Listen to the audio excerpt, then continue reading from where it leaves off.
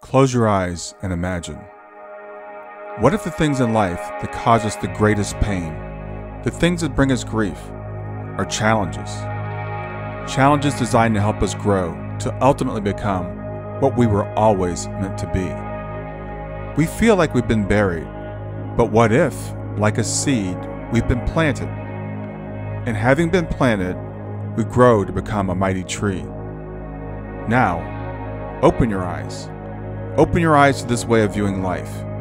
Come with me as we explore your true, infinite, eternal nature.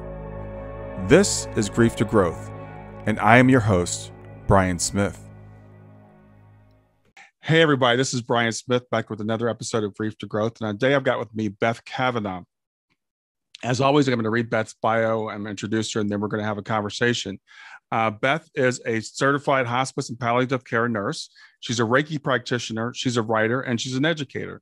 She's going in her 25th year as a nurse, and she spent the last 15 years caring for hospice patients. Beth writes about end-of-life matters and published a book, Some Light at the End, Your Bedside Guide to Peaceful Palliative and Hospice Care. So with that, I want to introduce Beth Cavenaugh. Hi, Brian. Thanks for having me today. Yeah, thanks for being here. I'm really looking forward to talking to you. I'm always fascinated by people that go into the field of palliative care. And I know, what type of nurse were you before you went into this field? And then what made you decide to go into palliative care? I think I was just kind of a regular nurse. You know, when you start out, you kind of go wherever you can get a job. I worked in internal medicine for a while. I worked at an AIDS hospice for a while. I worked at in a nursing home for 3 weeks. I worked in short stay surgery. And after, I was raising kids at the time. So after about a decade of nursing, I took a break. I wanted to just kind of pause because I thought, short stay surgery was, the people were amazing. The schedule was amazing, but I wasn't feeling fulfilled as a nurse. And I think I just had a little more space in my life to kind of look for something that was maybe a little more fulfilling to me. And so I took about 9 months off and I just hung out with my kids and my family and really kind of explored what would feel meaningful to me. When I worked at the AIDS hospice, I just was there for about 1.5 years, but that had a profound impact on me, just being able to show up and be present for people at the end of life. And my mom died in 1998. So in those first 2 years of being a nurse, my mom had died and I was able to be with her and experience hospice care. And I took care of her at the end of her life. And so I found this really sweet hospice home here in Portland and started to work there. And that's when I felt like I had kind of landed professionally. Interesting. So, and that's when you decided you were just going to go into palliative care like full time? Well, I guess so. I mean, I think I never really make a decision to, this is going to be my life's work, but I definitely felt like I was going to stay, and it felt really good every day that I showed up, and it felt very meaningful. I didn't realize with hospice care, you take care of the family as well as the patient. And I loved that. I loved, they were 50% of my patient and my time. And I loved educating them. And I loved to be able to, because it was in a hospice home, I was actually able to be present for the deaths of my patients. A lot of times hospice is in a patient's home. So you're not, as a nurse, you're not necessarily there when they die. So it felt like it's a really special place in general, and a spiritual place. And it felt very sacred and holy to me. And so I kind of kept at it. Yeah. So what are some of the challenges of taking care of a hospice patient? You mentioned one thing that a lot of us don't realize is you spend a lot of your time with the family. So what are some of the other challenges? Well, I think that, let's see, a lot of times when people come onto hospice, they're not exactly ready to die. So there's a lot of emotional work that you have to kind of sit with the patients and help them process the end of their life and maybe do some life review or just checking in with them as they go through their their anger or, relationship issues. So hospice care is the emotional, spiritual, and physical care of a patient. So it's very holistic. End of life brings up all of those issues. You have all these physical things going on, but you also have, how do I want to exit this earth? How do I want to leave the planet behind? How do I want to, tidy up my business with my family and my friends? It's challenging, but it's also, also the beauty in it. Like, as you say, every challenging moment has opportunities for beauty and growth. And so I love being in that space with people, but it is, I'm not a social worker. I'm not a trained, counselor, but as a nurse, you just show up for these moments. You happen to be there at the bedside when they're kind of going, what is happening to me? I'm 50. I just climbed Mount Hood, 6 months ago, and here I am dying. And you just have to kind of be present for them. And, I can't help them work through their stuff, but I can bear witness to their suffering that they're going through.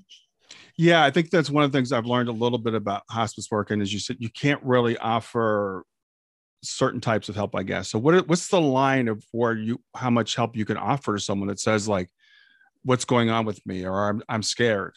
Well, I think that the best advice I received from another nurse was, sometimes you don't have to have answers, and silence is okay. And that really freed me up enormously to just be with people and sit in that uncomfortable silence that most of us hate anyway, the 7-second pause, and allow them the space to be there, or just, give them, that sounds shitty. I'm so sorry. This sounds terrible. I can't imagine what you're going through, but not leaving the room and staying in the room. And, because a lot of people don't want to be in that really uncomfortable spot. Now, did you find, or do you find people accepting other deaths generally, or people, are they fearful, or what's the range of emotions that you see?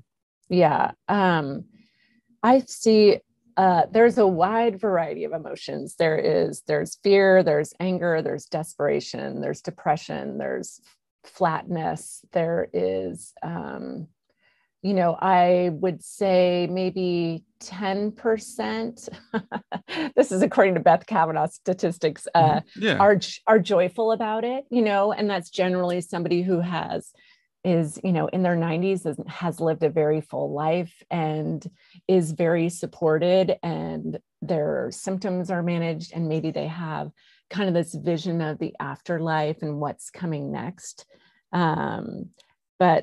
But I think most people get to this point of acceptance. And it's really, sometimes it feels like resignation, but I do think there's this acceptance and this relief that can happen for most patients. And I think when people get to that point, it's a relief for them. It may not be a relief for the family, because that's a entirely, different perspective and issue that's going on, because a lot of times families are going through their own personal emotions around their loved one dying.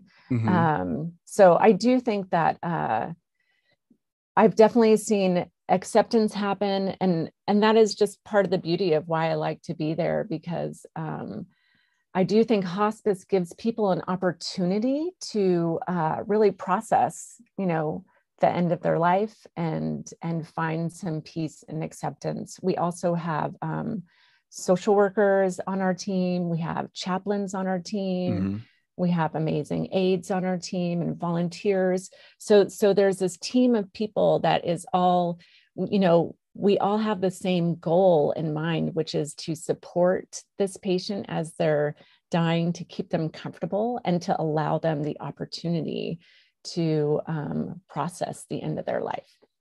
Yeah. So you touched on something there. We were saying there's the patient and how they're viewing their passing, and then there's the family and how they're viewing it. Mm-hmm. So are there ways that you can help families become more accepting of the demise of their loved ones? Yeah, I mean, in theory, yes, there are. I think everybody's very different in terms of their acceptance of death. Sure. Like my dad, when my mom was dying, I was acutely aware the whole time that her prognosis was not good with lung cancer. And so from the start of her diagnosis, I was kind of anticipating that she was going to die. Mm-hmm. And so that was, but I'm also very like, I'm a nurse, so I'm kind of realistic to a fault. Mm-hmm. And my dad, his whole goal was to keep her alive, to keep her well, to heal her, to feed her, so he never, I really don't think he ever accepted that she was going to die ever, Right. until afterwards. And Mm-hmm. even then it's difficult to accept. I think that, I mean, my thing with families is to be, have kind of a gentle but transparent offering, really to talk about, continue to talk about the importance of this time, and, to talk about what does this patient need at this time. I think you can talk about death and dying. A lot of people don't like the words death and dying, but you can say, what would your grandma want right now at this time? Is it important for her to have a religious ritual? Is it important for her? Should we call up her sister that she keeps talking about, and maybe she can talk to her on the phone? So I'm constantly trying to just plant the seed, like that. This is the time. This is the only time that we can really give the patient what they need at the end of their life, so they can die more peacefully, ideally. Mm-hmm. And a lot of times you have to be pretty subtle about it, because like I said, a lot of people don't like talking about death or dying, and they don't want to hear those words. And, a lot of people don't believe, a lot of people don't believe that their loved one is actually going to die. I mean, like I said, my dad, he was totally surprised. I was actually surprised when my mom died. I've been with my patients who've been on hospice for years or months, and when they die, I'm still surprised. There is this element of surprise, like, oh my gosh, that I can't believe they just died right now. And so yeah, I think that I think it's just continuing to offer some transparent but gentle information, that they have opportunities for closure and to express their love to their loved one. Yeah. Yeah. I wanted to ask you this. We have this idea that death should be easy and peaceful, and I know sometimes it is, but what about when it's not? When it's not peaceful and it's not easy, the patient might be scared, they're resistant. Mm-hmm. What would you offer to a patient, and what would you offer to a family going through that? Yeah. I've definitely been around plenty of not peaceful deaths. And so I guess with that, I just want to say that it's common. I think for people who are grieving a loved one, there's this sense of maybe guilt or concern over how it went down. And they think maybe it could have been better. Maybe they could have done something different. But I'm here to say that sometimes deaths aren't peaceful, and sometimes they're not as beautiful as you want them to be.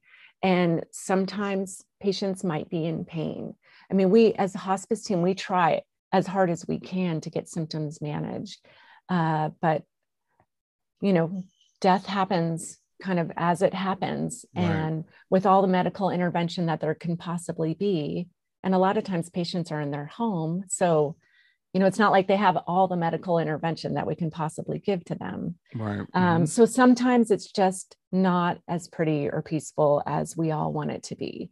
And when it's not, I mean, for patients, I think we're constantly, if they have physical symptoms, that is kind of a constant thing, that is you need to titrate medications for pain management, and you need to titrate medications for shortness of breath. So you're kind of constantly trying to alleviate these physical symptoms that they're having.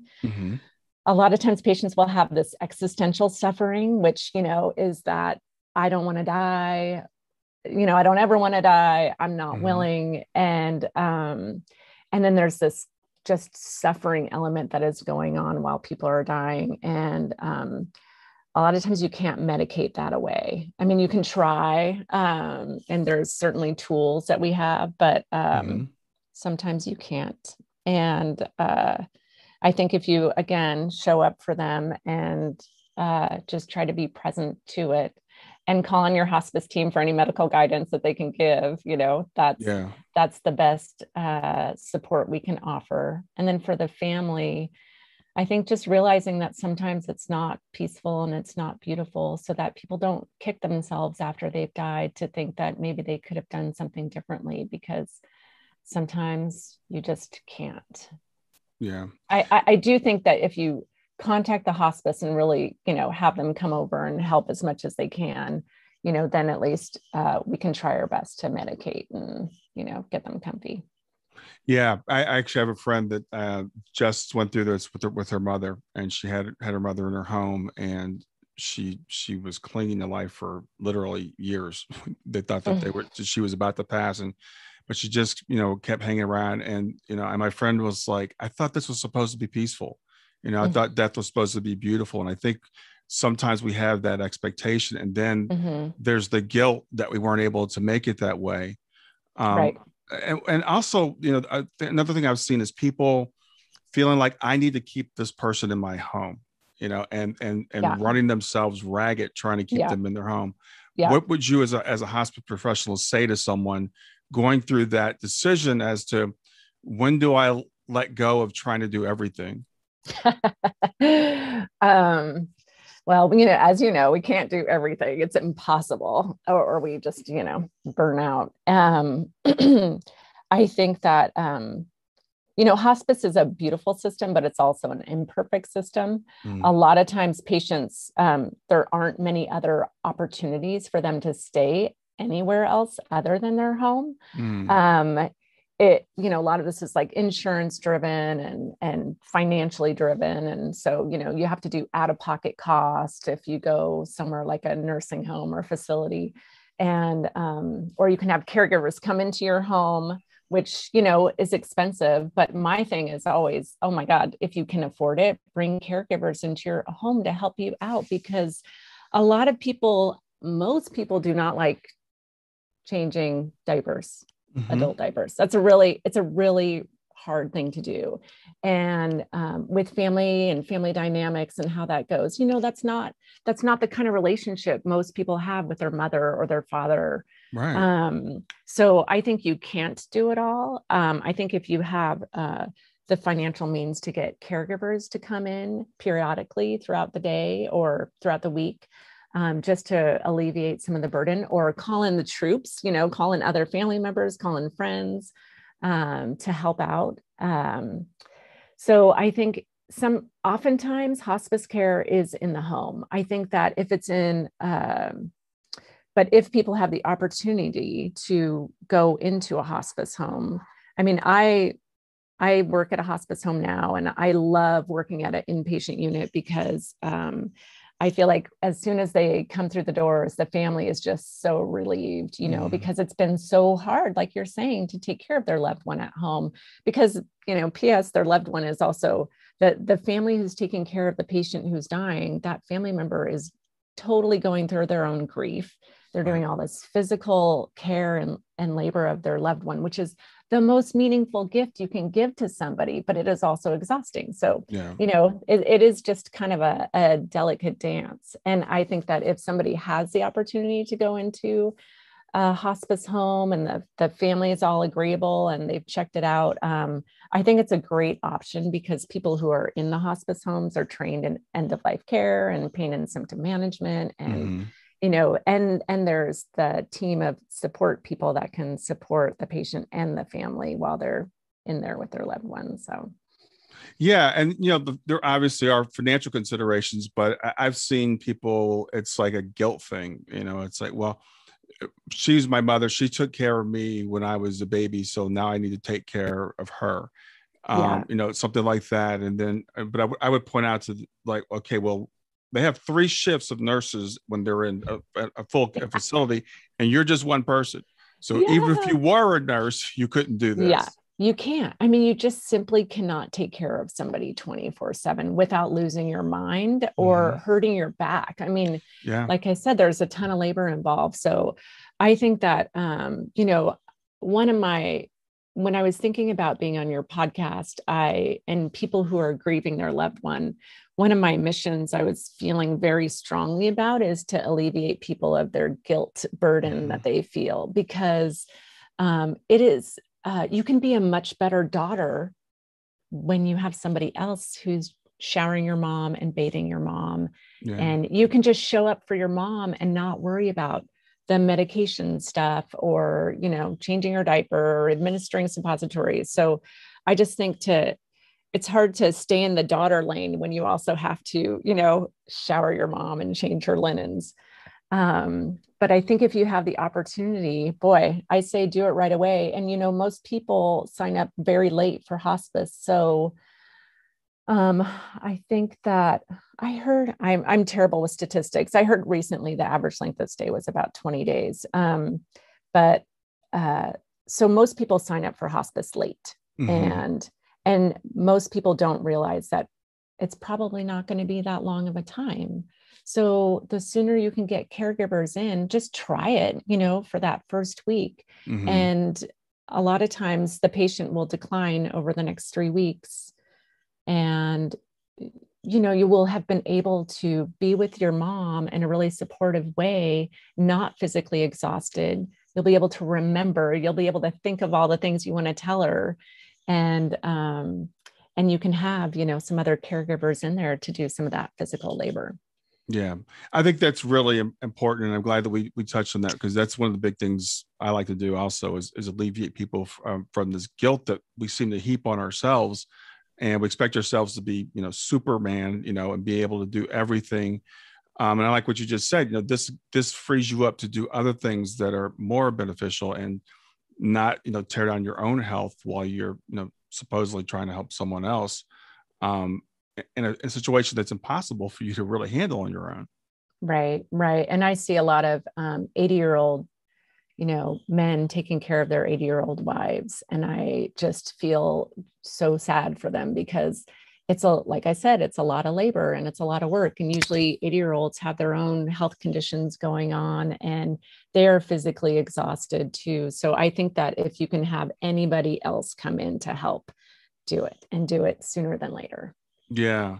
Now, one of the questions, and we kind of touched on this before, but I want to go back to it. I think we have this Hollywood image of how people are supposed to die or how people die. So from your perspective, what's kind of the range of what you've seen from people going through the process? Well, I've seen it all. And I've seen people just kind of slip away. So I could go a lot of different ways with this, but in terms of like how death looks in general, death looks very different for everybody. And I think I've seen a lot of people, slip out of here really peacefully, subtly, gently, no symptoms, no physical symptoms, family around, that's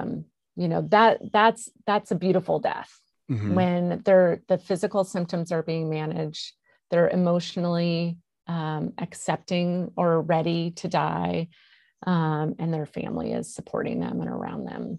I have seen, one of the worst. Do you want me to talk about the worst one? I don't even know. I think people need to know there's a range of normal. Yeah. Yeah. Well, I mean, these are the, best case scenario and worst case scenario. And I've seen somebody just really suffer on the way out, and family was not on board. Patient was miserable and in pain and died from probably a terminal event. So when I got there, something had happened, maybe a pulmonary embolus or something like that, which causes respiratory distress for people. And he was agitated and trying to get out of the bed and back in the bed and out of bed and back in the bed. And we, I was giving him as much medication as I could, talking to the doctor the whole time, trying to get the family like back in the room to realize that this patient was actually dying because it had happened so suddenly. Hmm. And then the patient finally settled and the family all gathered around, and I mean, we all sobbed. I did too, because it was really awful. And but I feel like, in the end, the family was there, gathered around, and sobbing, and they were together. And this guy went with a fight, like the biggest fight I'd ever seen. And it was awful to witness. After that, I thought, God, do I need to go to like Calcutta and work in the streets of India so I can get used to this, terrible stuff. And then I thought, no, like it can be so much better. I know it could be better. It's just, this is the anomaly. So sometimes patients die like that. Oftentimes patients slip away. There's this other kind of in between, like gradual process where people kind of die, kind of slowly over time. And hopefully you manage their symptoms. You're kind of titrating their medication so that their pain is managed, and, they're as comfortable as possible. They end up, sleeping more, then they can't get out of bed. And they continue to sleep more, and they die. And usually you can tell, like hospice nurses, we can usually tell when patients are, in theory, about 7 days away, and we can kind of just keep going. Okay, yeah, like they're getting closer. So it is different for everybody. I also want family members to know that even though, we hospice nurses are like, okay, they're close, this is going to happen, we're wrong all the time, because death is this divine mystical event that happens. And even though we think we're in control of a lot of things, we're not in control of a lot of things. And so I really believe that there's just this bigger thing happening. And sometimes patients die suddenly. Like I talked about that one gentleman, he had a terminal event. I'll be in with a patient, maybe I'll medicate him, maybe he's like doing the crossword puzzle. This has happened before, and I've come back and he had an event and he's actively dying. And he died maybe an hour later. Sometimes patients are looking at me, and the families leave the room to go to lunch, and they've been there holding vigil the whole time, waiting for the patient to die. Patient doesn't die. As soon as they leave to lunch, the patient starts to actively die. It feels very directed almost. Yes. So there's, people, everybody wants to be there at the moment of death, but sometimes it just, with all of our medical technology and me being a hospice nurse for 15 years, sometimes we cannot call it. Right. Well, and I think sometimes it's because the patient calls it because they want the person out of the room. Because I literally was talking to someone last week that their son was going through the dying process, and they were setting a vigil and everything, and they were waiting for that last breath, waiting to see the last breath. And as soon as they all left the room, he took his last breath. So apparently that's been your experience also. Oh yeah. And I've had patients who, it hasn't happened that many times, but I have had patients who I've said, you are actively dying right now, and I would really like to call your family. And they have shook their head. No, don't call my family. Or I have said, can I bring your family in the room? And they will shake their head and say no. Or another patient, we said, we've called your wife, she's coming. And he is, shaking his head. No, like, I don't want my family in the room. And I don't know if it's a protective thing. It's likely that maybe it's just last memories. Maybe it's how they want to go. They don't want people to be around them. Dying is it's an individual sport. It is, they are, we don't know what it's going to be like for us. I think I want my entire family around, but maybe I don't want my entire family around. I won't know until that happens. Yeah. And it's, as you said, I think it's different for everybody. For some people, I think it's a privacy thing. It's like, I want to do this alone. This has been, relayed to me anyway. And I'm glad that we went through that, because I want people to understand that there are different ranges of things that can happen. It's not your fault if it wasn't great. And the thing I look at dying is kind of like birth. It's a transition. And so the thing is, when we're born, some births are easy. Some births, like my daughter Shayna, is more complicated, more difficult. Mm-hmm. But either way, we get there. So Mm-hmm. when people are going, when they're transitioning, they're making the transition. They've so there shouldn't be any regret. It shouldn't be. It doesn't help to have regrets about Mm-hmm. what you could or shouldn't have done. And at this point, the way I look at it, that person is okay. They've Right. made it. They've made it through the process. We'll get back to grief to growth in just a few seconds. Did you know that Brian is an author and a life coach? If you're grieving or know someone who is grieving, his book, Grief to Growth, is a best-selling, easy-to-read book that might help you or someone you know. People work with Brian as a life coach to break through barriers and live their best lives. You can find out more about Brian and what he offers at www.grieftogrowth.com, www.grief2growth.com, or text growth, GROWTH, to 31996. If you'd like to support this podcast, visit www.patreon.com/grieftogrowth, www.patreon.com/GRIEF2GROWTH to make a financial contribution. And now back to Grief to Growth. Have you experienced like people that are going through, when they get close, talking about visitors coming to see them that are people that are deceased? Mm-hmm. Yeah, I love that. I mean, these are all the things that keep me staying in hospice, because I really do appreciate and love this connection with the divine, which is what being in end of life care really feels very connected to the divine. At least for me, it does. And most hospice nurses and people who work in hospice, they that is a very satisfying and rich part of hospice. I've been in the room with Jesus, so I was with a patient, and she told me, that Jesus was here and he was giving her a final blessing. And the family was so happy to hear that story, those kinds of things really people hold on to. And the patient who was dying, she had so much peace about her.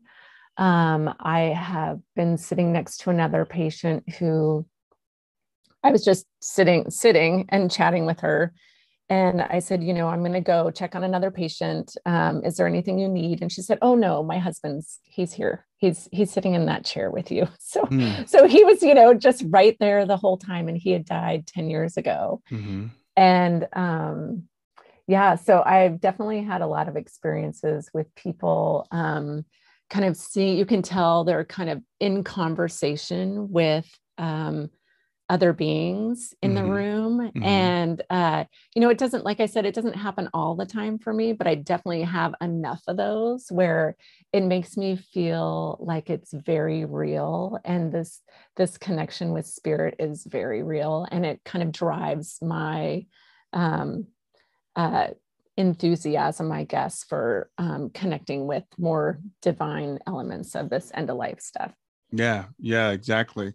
I wanted to ask you, in your experience, because I've heard this, that typically it's more nurses believe in the afterlife experience and doctors tend to not. Has that been your experience working in hospice care? I don't, it's so funny. Like, I don't even know. I don't know if I could, I don't know if I've ever polled my coworkers to find out what their beliefs are. So you guys don't talk about it?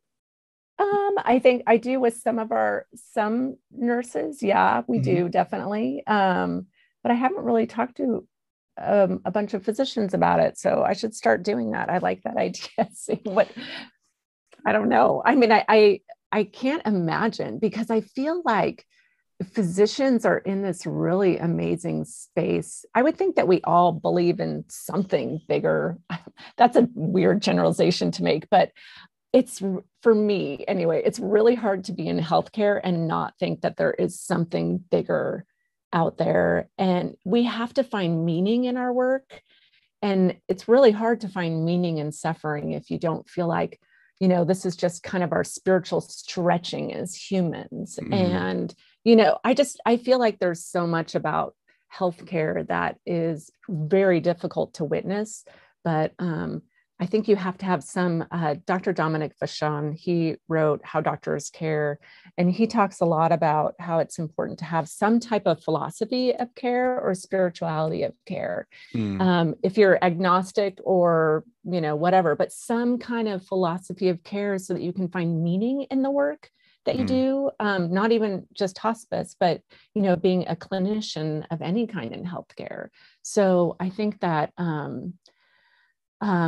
I think to really have meaning in this work, you kind of have to dwell and ruminate on what kind of gifts your patients are giving you, and what is next, and what is this all for? I mean, you can't help but not think about that. Well, one would think, but it's not true for everybody. Right. Yes. And the reason that, and it might be different in your experience, even because you're in palliative care. So that's a very a deliberate thing to go into. And maybe the doctors who go into that maybe feel a little bit differently. But like, I think about Dr. Eben Alexander, who was a neurologist for, so many years, and, brain surgeon, and just was a total materialist until he had his near-death experience, and then wrote a couple of books about it. But he didn't look at the other side. I mean, because doctors are trained to death is the enemy. We're always fighting death. It's all about keeping people here. So I was going to ask you this, and you already kind of answered it, because I know people would probably say to you, well, isn't it depressing being around dying people all the time? But your view of it's different, right? Mm-hmm. Yeah. I mean, I feel like it's so rich and real. And I'm the type of person who, like, I've never been good at like just chit chatting and, just talking about the weather, pop culture. I don't even know anything that's going on with pop culture, but I really like to go deep with people and see how they're really doing and what's going on and how's grandma and yada, yada, yada. So, what was your question? Wow. I was asking you about, people would ask, a lot of times I would think they would ask you, is it depressing being around dying people all the time? It's like, you're around death. Isn't that icky?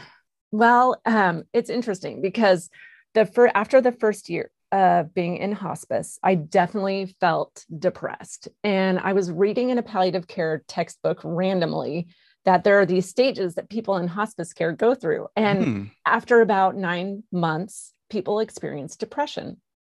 And I was kind of mad because nobody had told me that this was going to be, a possibility. And what it did for me was really go, oh, I had to, then after the 9 to 12 months of depression, then you get to this place over the next year of, I can't remember what it's called, but it's kind of being okay with, this end of life event. And sorry, I'm not very articulate about it, but so I do think it can be very depressing, but I also think you have to kind of do a lot of work to get to this place of being okay with watching people suffering, bearing witness to their suffering, and not trying to fix a lot of their suffering. Like as hospice nurses, we can try to fix their physical symptoms, but there's a lot of suffering people just have to do on their own and on their own time frame. So I don't find hospice depressing. I find it very rich, and I find it full of life. I mean, our whole goal is to maximize the quality of their life, not the quantity of their life. So I love being able to, bring someone a sundae when, they've been diabetic their whole life and that's what they want to eat. I love bringing quality of life, like even if it's, having their grandmother or their grandbaby come in and visit them. I just feel like to have this moment in time where you actually do know that you're going to die and to be intentional about it is kind of amazing, really. Yeah. So it can be very I free. love it. Yeah. Yes. Yeah. I don't find it depressing. And most hospice nurses, I would say, they're very fun to work with. Yeah. So, yeah. Well, I think when people say something like don't you find it depressing? That tells me something about their view of death. As I said, I view death as a transition. I view it. I've interviewed people, and there's just this term now. It's relatively new, I guess. It's called death doula. So you have a birth doula that brings babies in, and there's women that call them, or usually women, but people that call themselves death doulas because they're looking at it as a birthing into the next world. So they're sitting with the patient, and they're working, helping them with their spiritual needs and helping the family and other things, practical things, getting the wills together and stuff like that. But that's why it's not depressing, because there's meaning in the work, and you're helping someone. If you believe there's something else, you're not watching people die, you're watching people move on to the next thing. Yeah. And, I do feel like even for people who don't feel like there's an afterlife of some kind, it is still very gratifying to be able to comfort and support people, and give them what they need at their final moments, however they view that. So even without, I think, like a spiritual worldview of what's beyond this, I think people can find it very satisfying to do this kind of work. And, I think I was thinking about the depressing piece, and I think that most people who ask that too, I think it's because, when they've lost a loved one, it's hard. I mean, going through that grief, as is really a challenging, talk about spiritual stretch. I mean, it is tough. And I've taken care of family members and friends, and then hospice patients who I don't know. And it is very different when I am taking care of a family or a friend, because I feel, I guess, I don't know if responsibility, but there's just kind of this added burden and kind of definitely emotional connection. I mean, it is, I still get really sad. Like that will never go away from me. And I hope it never does, Right. So it is very different when you're taking care of your own family members. Yeah, it is. And you touched on something there that I think is really important, because I assume not everybody believes in the afterlife. To me, it's self-evident. So I don't understand people that don't. But even if you don't, we know that when you're born, you're going to die. There's 100% chance that you're going to die. So there's something about our society that just doesn't want to accept that. We want to shut it away. We want to pretend it doesn't happen. So whenever it happens, people are surprised. It always amazes me. I'll see some celebrity that just, died at 99, and people are like, "Oh, it's so sad." And I'm like, how is it sad when someone that's 99 years old died? I'm sorry. I don't mean to be callous, but that's not sad for me. Right. It's planned. It's biologically planned. If you don't believe anything else, that we can't live forever. So the work that you do is extremely important. I want to ask you about your book, Some Light at the End, Your Bedside Guide to Peaceful Palliative and Hospice Care. So first of all, who's it for? I actually wrote it to a terminally ill patient. So if the patient was diagnosed with a terminal illness, and the physician may have said, okay, now it's the time for hospice, I basically wrote the book from this is the start of their diagnosis to the end of their life. And I write it specifically to the patient. And I'm not sure if that was a great marketing move, but I didn't know anything about book writing and book marketing or anything, when I started this process years ago. But I write about hospice, what it is, what it isn't. I write about options that you have, choosing not to have hospice, or if you do choose hospice, how you can choose a hospice. I talk about just what the end of life looks like when patients' energy and mobility decline, when their appetite declines. I talk about managing symptoms, shortness of breath, constipation, pain, anxiety, delirium, all those things. And I talk about the end stage of somebody dying, and I talk about care of the dying. So I wrote it for a patient with terminal illness, but I definitely, I was thinking about the caregiver every step of the way, because, so all of our work is patient and family centered. So all of this, I'm constantly thinking about family members who are taking care of a loved one, because that is generally how hospice care looks. Yeah. Yeah. And a lot of times the transition is more difficult on the family than it is on the patient.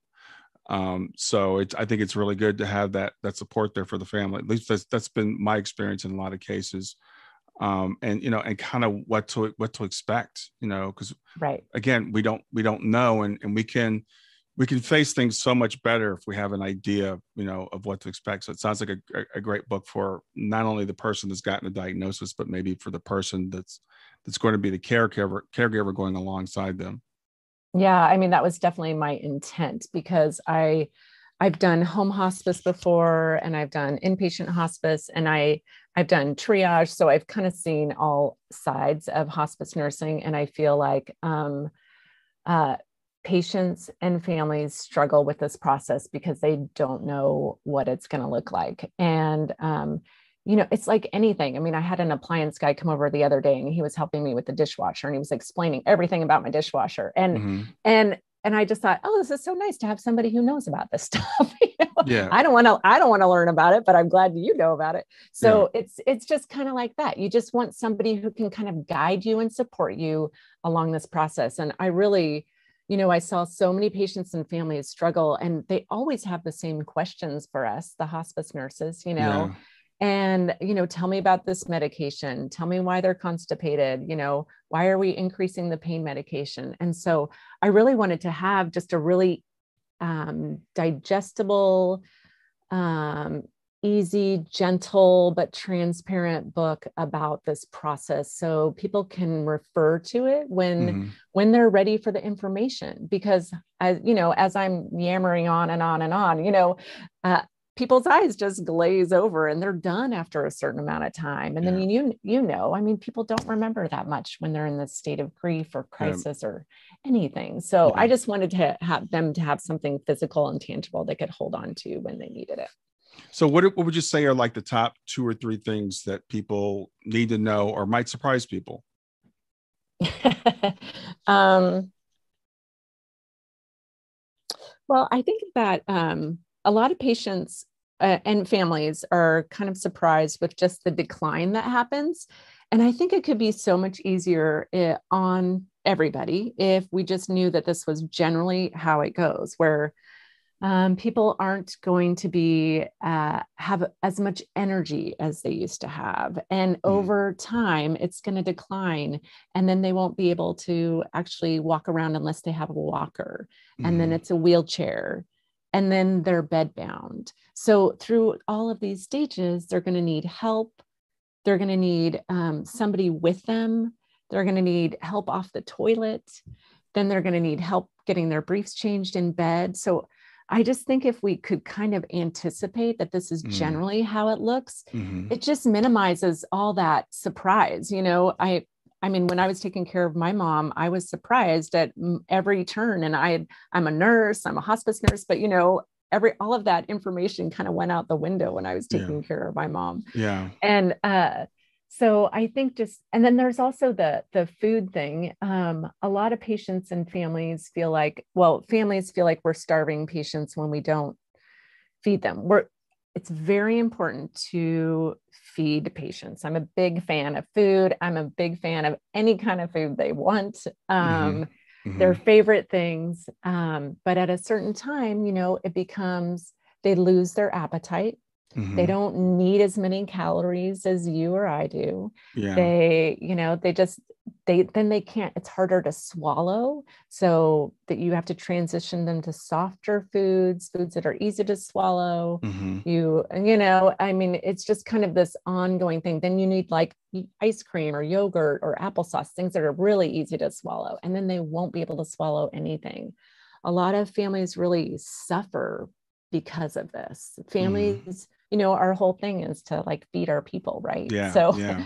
it's a really hard thing to get on board with. I always say my dad, he was feeding mom steak and eggs until the day before she died, Oh, wow. and she just was like, please make him stop.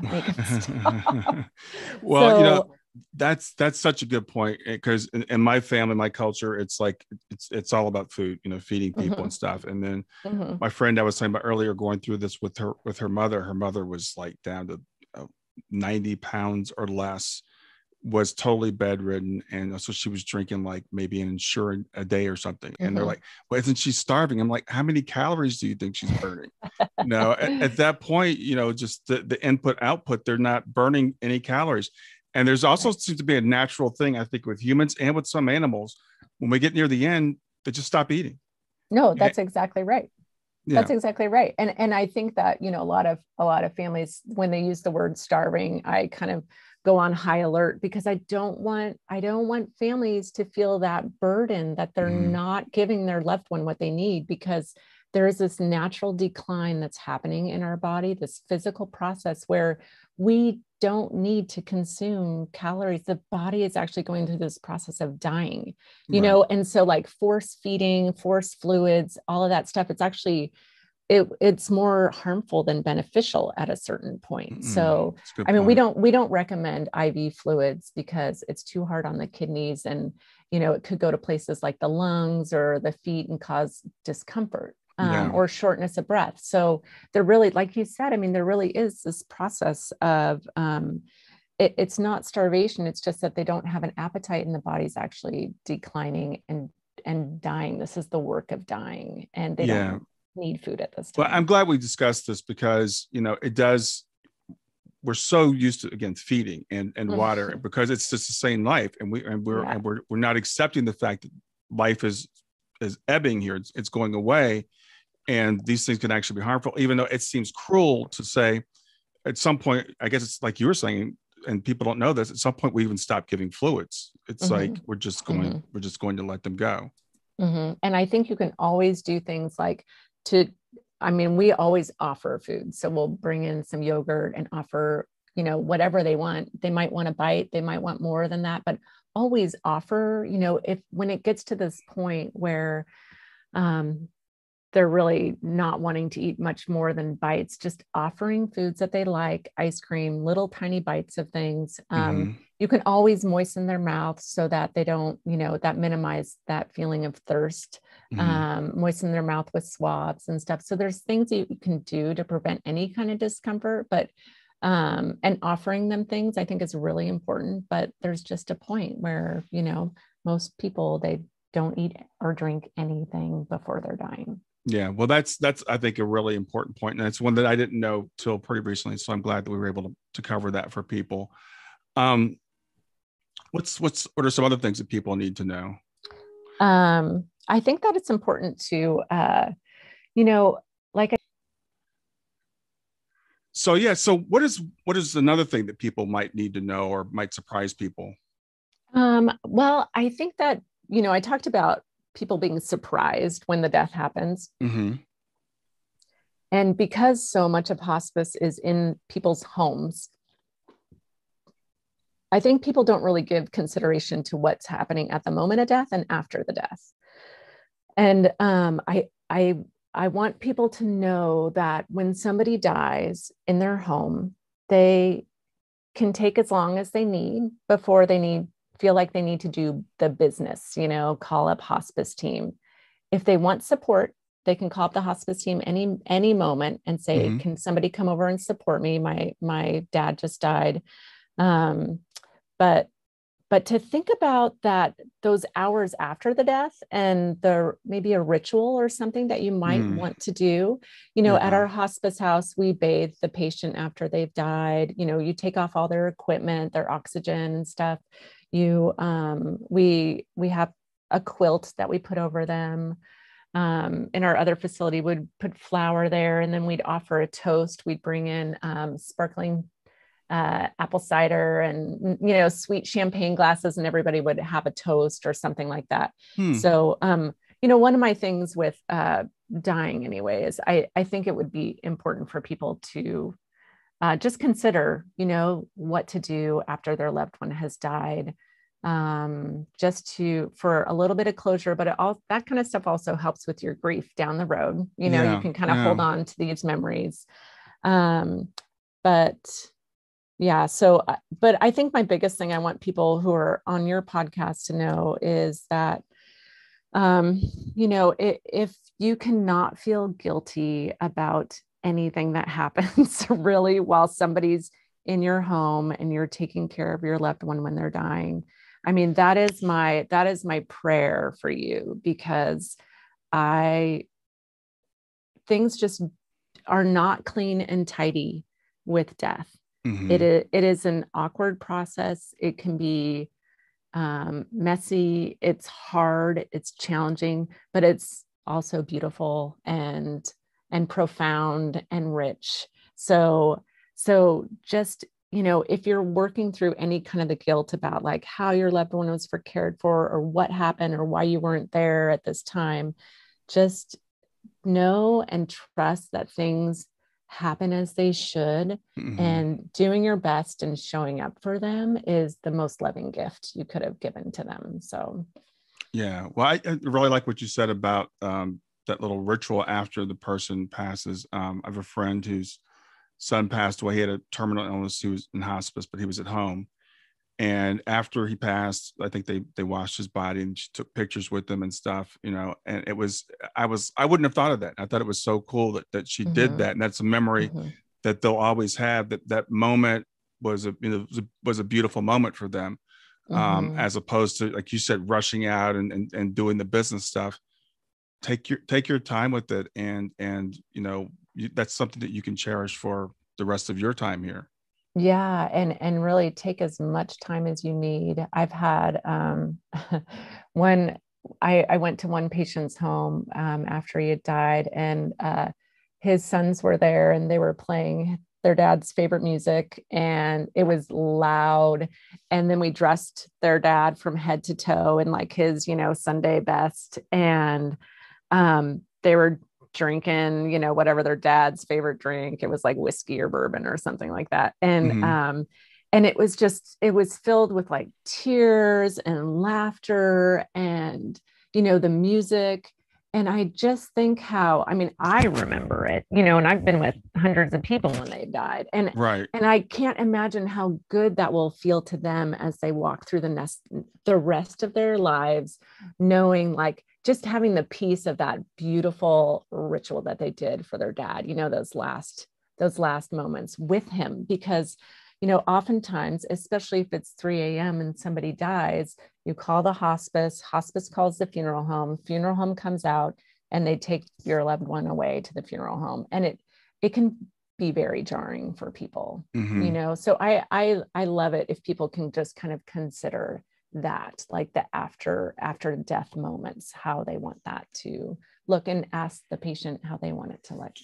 Yeah, that's also a great idea, to ask the patient, what would you like to have done at that point? That's one of the things about being able to anticipate, a transition or death, is you can actually plan for it. And so hopefully you'll have, fewer regrets than if you hadn't planned for it. So I like I said, your book sounds like it's very, very much needed for people that are going through this process that we don't know a lot about. And just to be able to have that handbook of, what to expect, what types of things we need to plan for, because I know it does surprise people, like you were saying, okay, I heard people say, well, she's sleeping all the time now. That's kind of a normal phase, right? That people go through, where it's like near the end, they're just, my thing is, I think they're going between worlds. And I've heard this from people who are death doulas. It's like they're going back and forth at this time. So they're sometimes here, sometimes they're not. Yeah, they call it the veil. The veil is thin, which I love that analogy, just kind of crossing over back and forth.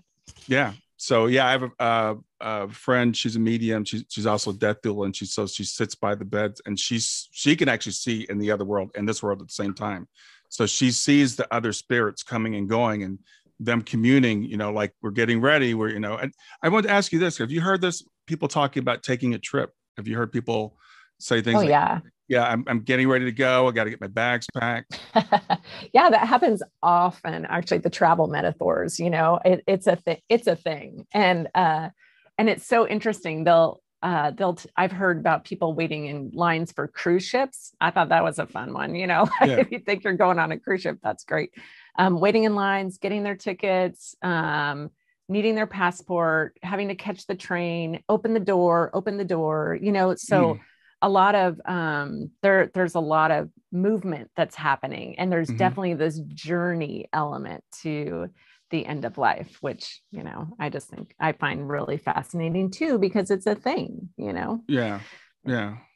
I think it's Final Gifts is the book by Maggie Callanan, and she talks about travel metaphors and the language of the dying, and it's a really sweet book about just the needs of dying expressed through their communication that is subtle and not very clear to us. But if reading her book gives you some really good ideas of things to look for. Yeah, Raymond Moody wrote a book about nonsense, and later I think it was with Lisa Smart, and they were talking about what we call nonsense, the language of the dying.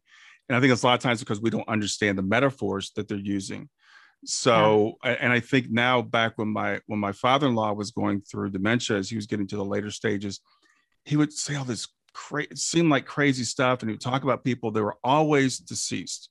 The people, it was funny because he'd known people for many, many years, but he didn't talk about them. He'd always talked about people that were deceased and having seen them and what they were doing, or he was going to go see them. And at the time, I wasn't aware enough to realize what was going on. I just thought it was nonsense. You know, we just thought it was hallucinations. So I want to offer to people to look out for those types of things. And when they happen, you know, maybe don't dismiss it as they're just hallucinating or it's just the drugs talking.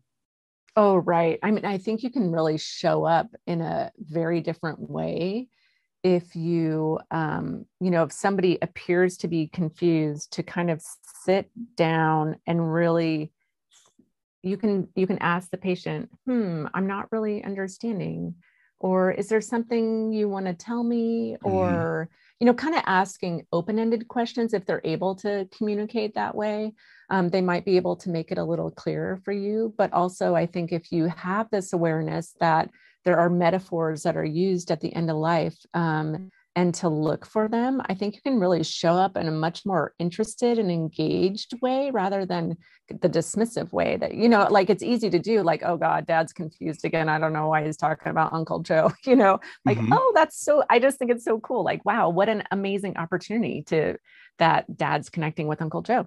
And the thing is, for one thing, not be dismissive of the patient, to support them and what they're going through, but also for yourself. It could make it such a much more rich experience for yourself if you open your eyes up to what's really going on there. Definitely. Yeah. I love that. Well, Beth, it's been fascinating getting to talk to you about your experience, to talk to you about your book. I really appreciate the work that you do. I think it's so needed, and I'm glad to get this out there to more people to understand what hospice is and how it's available for people. So any last thoughts you want to say before we wrap up this afternoon? No, thank you for having me. And I am really appreciative of the work that you're doing, because, after somebody dies, it's a long haul. So and as you know, grief doesn't just go away. You have to kind of integrate the loss throughout your life. So I love the work that you're doing. And, I love talking about this topic. So I really appreciate you having me on it, because my family doesn't really love me talking about death and dying all the time. So thanks for giving me the opportunity. Yeah. Well, it's funny as you say that, because I talk about this stuff all the time.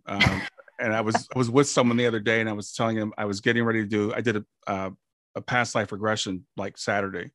And I just said it like, I'm doing this. My wife looks at me and she goes, yeah, looks at him. She goes, we're into this really weird stuff now. And I'm like, yeah, I forgot. Everybody believes in this, but this is the world that I live in.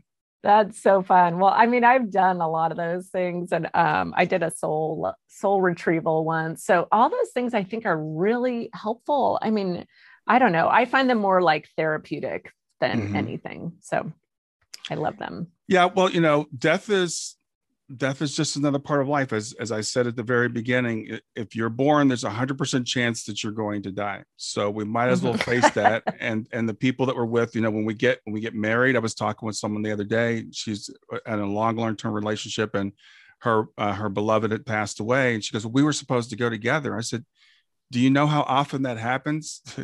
That's not the way it goes. We don't Right. get to go together. When we get married, one of us is going to be without the other one, and unless anyway, we won't go there. But yeah, we all go through. We all go through grief. We all go through loss. One way or the other. So let's just get prepared for it. Yeah, let's try to get on board with it and make it as smooth as possible and support each other, through the process, because we're all going to need it at some point. Yeah, exactly. Well, Beth, have a great rest of your day. Thanks so much. You too, Brian. I appreciate you. Bye. So that does it for another episode of Grief to Growth. I sure hope you enjoyed it. If you like this content, make sure you subscribe. So click on the subscribe button here and then click on the bell to receive notifications and click on all. That way you'll be notified whenever I release new content. Thanks for watching and have a great day.